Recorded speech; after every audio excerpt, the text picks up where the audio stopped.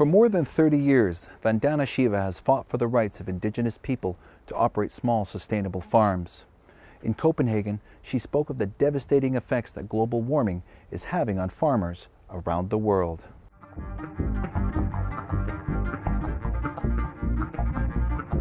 My name is Vandana Shiva. I had thought I would be a physicist all my life. That was my chosen vocation. But the ecological crisis kind of made me commit myself to other kinds of work. I combined research and action. Why do we call this the third pole, the Himalaya? Because the first and the second pole have had a lot of attention. In terms of numbers of people, the impact is not as dramatic as the impact of smaller snow and ice bodies of the Himalaya compared to the Arctic and Antarctic. It's very tiny. But that snow of the Himalaya supports half of humanity. Grassroots action is the only thing that works. Because any change that comes from the top is always change to keep the status quo in place.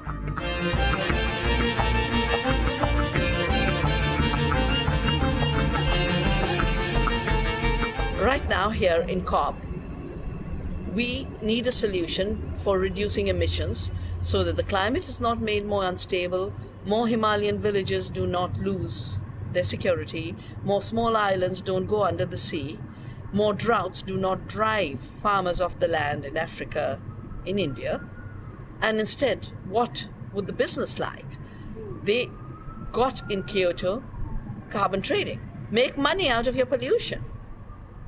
And now they would like to destroy the United Nations, destroy the climate treaty, and hand it all over to business, markets, and the World Bank, which have created so much of the problem on the planet. So from the top, you will only get corruption.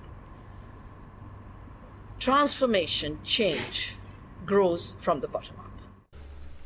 Temperature, in my view, is less of a problem than the erratic changes in precipitation. And that erratic change in precipitation is both snow as well as rainfall.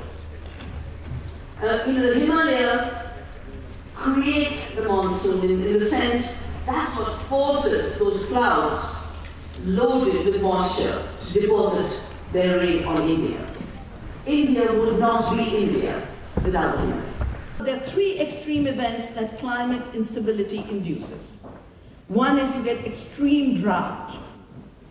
We've always had drought, but now you get extreme drought.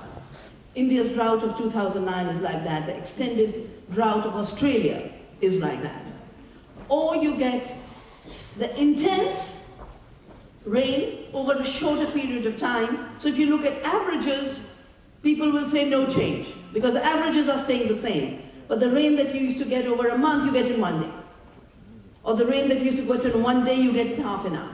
And this is very destructive rainfall. The third is cyclones, hurricanes from the sea. These two are increasing in intensity, in velocity, and in frequency.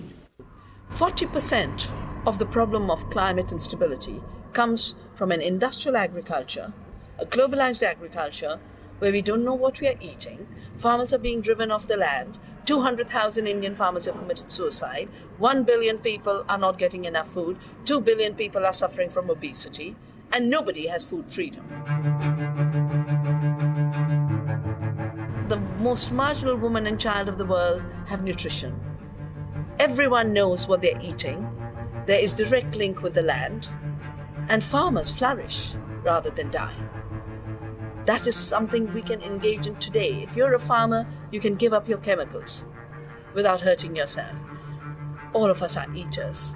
We can become conscious eaters. We can become aware of how we eat, what we eat, and we can start making more efforts to link with the land and link with the farmers who produce our food.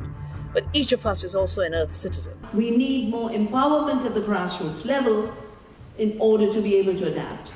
And we definitely need climate justice, because the Himalayan communities use absolutely no fossil fuel. You can't drive a car on those dogs.